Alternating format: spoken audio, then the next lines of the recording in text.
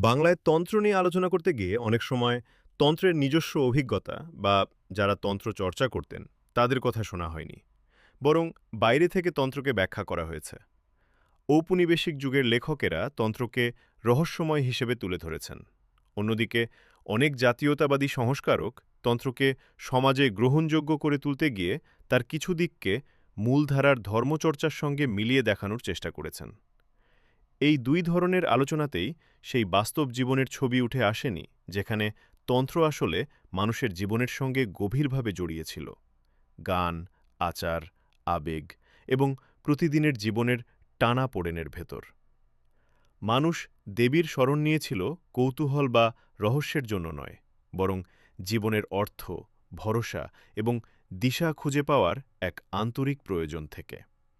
এই বইয়ের মূল বক্তব্য হল, বাংলায় তন্ত্র কোনো প্রান্তিক বা বিচ্ছিন্ন ধারা ছিল না, বরং এটি ছিল অভিজ্ঞতার একটি যৌথ ভাষা, যার মাধ্যমে মানুষ দুঃখকে বোঝার চেষ্টা করেছে, কর্তৃত্বের সঙ্গে সমঝোতা করেছে এবং ভক্তিকে এমন সব রূপে প্রকাশ করেছে যা ছিল দেহভিত্তিক, অনুভব নির্ভর এবং সাংস্কৃতিকভাবে গভীরভাবে প্রথিত। ঔপনিবেশিক যুগের আগে বাংলা বলতে বোঝানো হতো একটি বিস্তৃত ভূ-সাংস্কৃতিক অঞ্চল, গঙ্গা, ব্রহ্মপুত্র, মেঘনা অববাহিকা ও তার পার্শ্ববর্তী এলাকাকে কেন্দ্র করে। এই অঞ্চল প্রথমে একটি স্বাধীন সুলতানি শাসন ব্যবস্থা হিসেবে এবং পরে মুঘল আমলে বাংলা সুবা হিসেবে গড়ে ওঠে। এর মধ্যে বর্তমান বাংলাদেশের অধিকাংশ অংশ, পশ্চিমবঙ্গ এবং বিহার, ওড়িশা ও অসমের সংলগ্ন এলাকাগুলি অন্তর্ভুক্ত ছিল। ঔপনিবেশিক সময়ে এই অঞ্চলটি পুনর্গঠিত হয় বেঙ্গল প্রেসিডেন্সি এবং পরে বেঙ্গল প্রদেশ হিসেবে। এর সীমানা বারবার বদলেছে, বিশেষ করে ১৯০৫ সালের বঙ্গভঙ্গ ও ১৯১১ সালে তার রদ হওয়ার মাধ্যমে। এর ফলে এক শেষ ঔপনিবেশিক বাংলা গড়ে ওঠে, যা মোটামুটি বর্তমান পশ্চিমবঙ্গ ও বাংলাদেশের সঙ্গে মিলে যায়। ১৯৪৭ সালের দেশভাগের পর বাংলা রাজনৈতিকভাবে ভাগ হয়ে যায়। ভারতের পশ্চিমবঙ্গ এবং পূর্ব পাকিস্তান, যা ১৯৭১ সালে বাংলাদেশে রূপান্তরিত হয় হিসেবে। সিলেট ও উত্তর পূর্বাঞ্চলে আরও কিছু সীমানা পরিবর্তনের মাধ্যমে একসময়ের একক ঐতিহাসিক অঞ্চলটি একটি কঠোর আন্তর্জাতিক সীমারেখা দ্বারা বিভক্ত হয়ে পড়ে। তবুও এই রাজনৈতিক বিভাজনের পরেও সাংস্কৃতিক ও ভৌগোলিক ধারাবাহিকতা চোখে পড়ার মতো।